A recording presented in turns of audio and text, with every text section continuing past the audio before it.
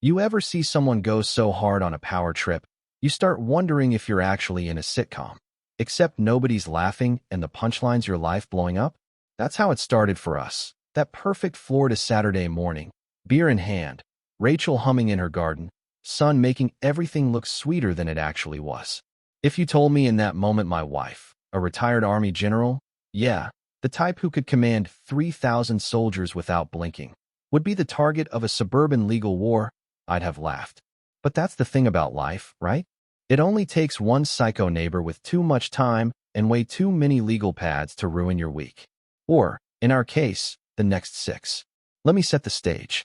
Rachel's tending to her roses, her pride and joy since we moved in, when Megan, our new neighbor, floats by, sunglasses and phone glued to her hand, pretending she's on a call, but really giving our yard the kind of look you'd give a crime scene.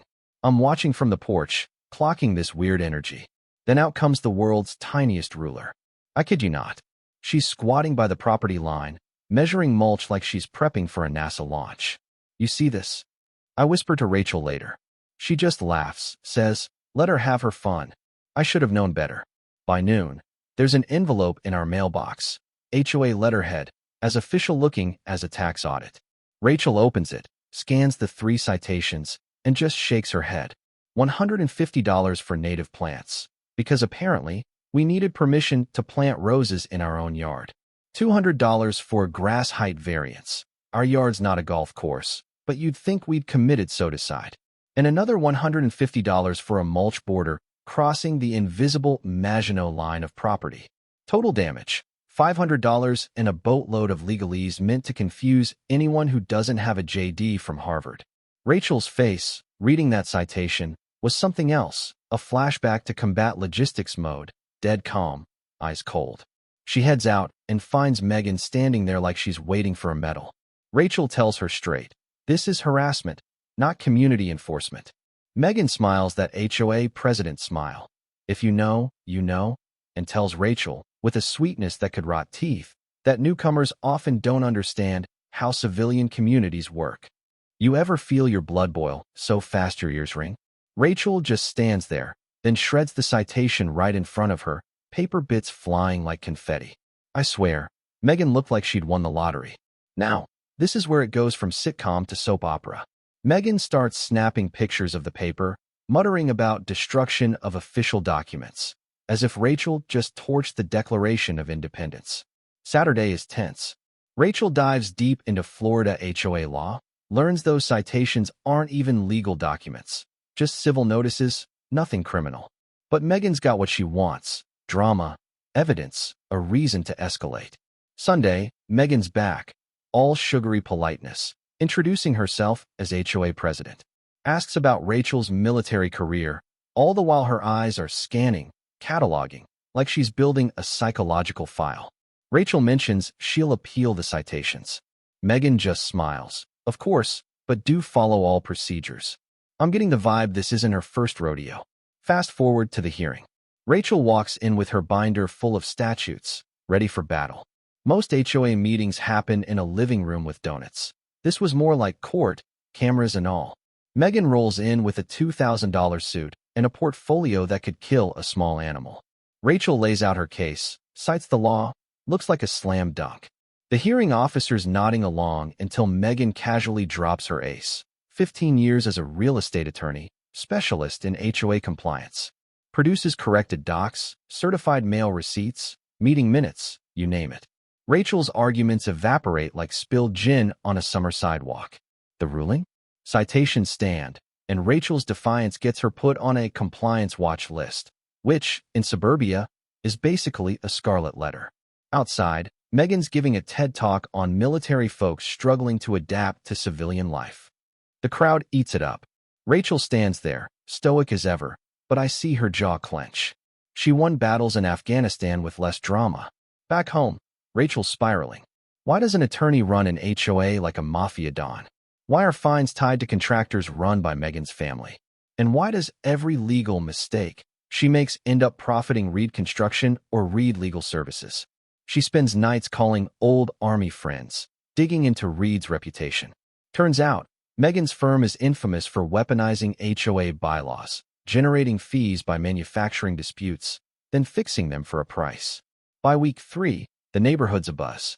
Lisa, a neighbor, corners me by the mailbox and whispers, 3 families fought Megan. All of them lost, money, peace, or both.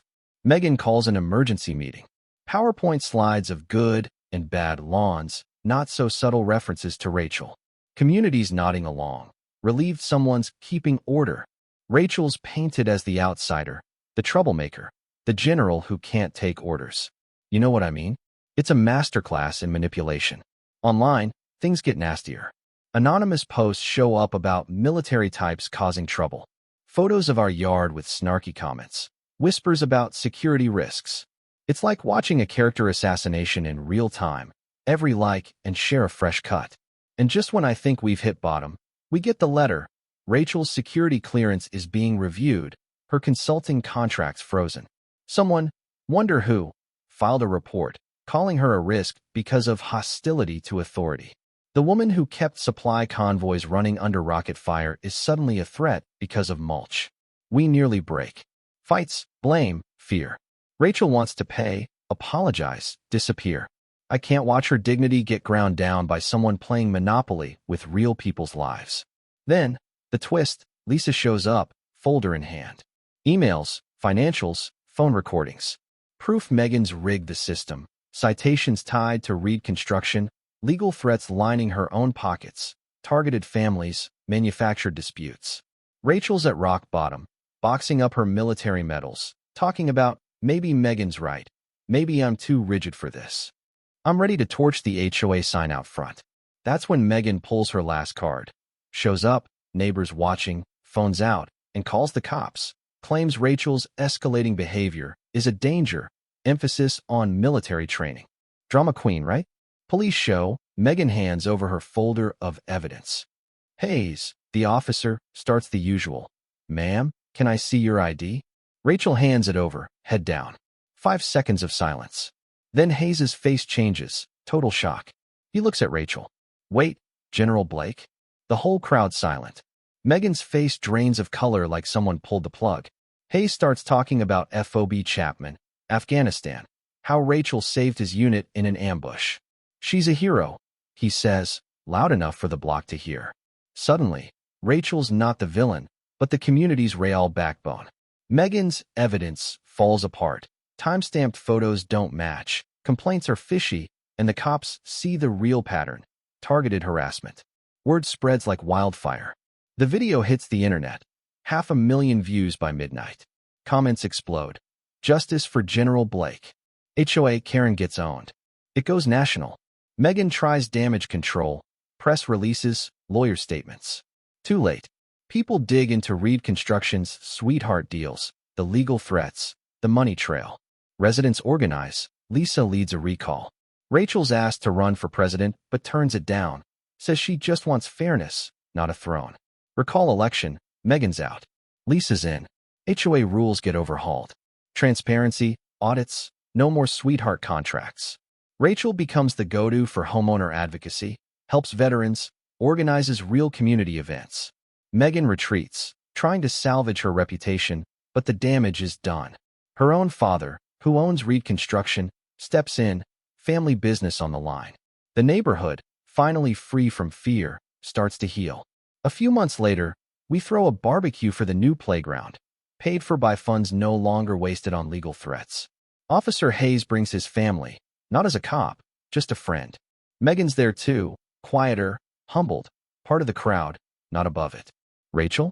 She's herself again, respected, not feared. The old drama is a story neighbors share over beers, a warning and a lesson. And yeah, sometimes your worst enemy becomes the reason you build something better. We didn't want to fight, but we damn sure didn't lose. So, if you've ever had a run-in with HOA power gone wild, or seen someone weaponize rules to tear people down, drop your thoughts below. Was justice served? Who's right when community and control clash? Let's get into it. Because if there's one thing I learned, sometimes the only way to change the game is to call out the cheaters and play your own hand.